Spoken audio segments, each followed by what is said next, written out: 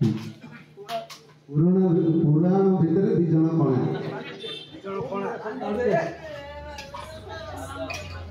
पुराण भितर दी जन कणा कणा बोली पुराण मूर्ख लगे कणा पुराण भितर दी जन कणा कणा गोटे कणा पुणी शुक्र असुर मान एथर कही देखिला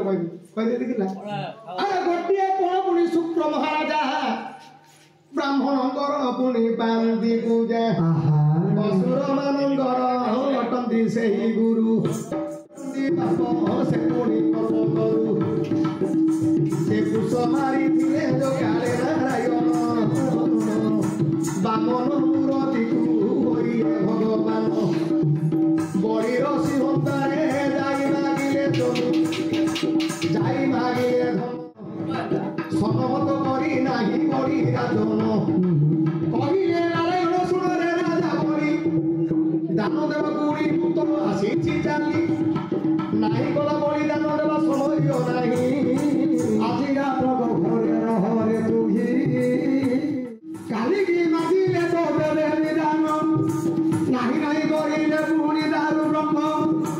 एबे किछि मागिबी दियो हे राजा आनंद होइला सुनी बड़ी राजा आओ दियो दियो दियो हे बांगेरा ब्राह्मण नियो नियो नियो हे बांगेरा बागरा को आओ नियो नियो नियो हे बांगेरा ब्राह्मण कोने निसरे बड़ी जीवन संखे जल धरी सत्य तो करिबाकू बाबर कहिले आजान शुक्राचार्य पुणी मन करी देले काहकु दान देउछु राजा एतिकी बेले सामान्य होई रे ही बांगेरा सामान्य होई रे ही बांगेरा आरे होई राजा अरे तोर बाप देखि तो दिया एतिकी आंगुल हां तू केबे देखिछु अरे विश्वमूर्ति धारी हेतु भगवान देवरा बोली शंकरद्र रहियो के कथा जानि देले महाप्रभु बोले सूत्र काई मधे गोलिया गोलिया कर मधे हाड़ पकु हां उसटे महाप्रभु बाहर कर देले शंकरद्र भितरे नहीं रे मारि दे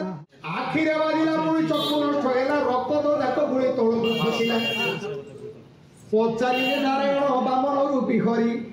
ए रक्त गुड़ा को पुणी आसुची धीर करी बड़ी कहिला पुणी कलंकित थिला रक्त गुड़ा को पुणी होइला शेष कोना होइथिले गोटे कोना के पुराण मध्य आउ गोटे कोना तो काक होइछि राम गणमाने काक कोना अछि जदि न सीता राम घोर मनरे केतो सुखाई गेरु पर्वत रे राम सीता अछंदी गेरु पर्वत चित्र पर्वत रु गेरु पर्वत बुलिया गले मांकड़ अछंदी सीता देखि डरी गले राम को जाबुड़ धरले सुंदर लागि गला छाती रे केतपुरी बसिले राम सीता सीता पथरंदी मोर सुन मता अयोध्या पुरले मुसळ घरे अछि अंगुठी निक्षेप करी राम कहउछथि जानुए सोई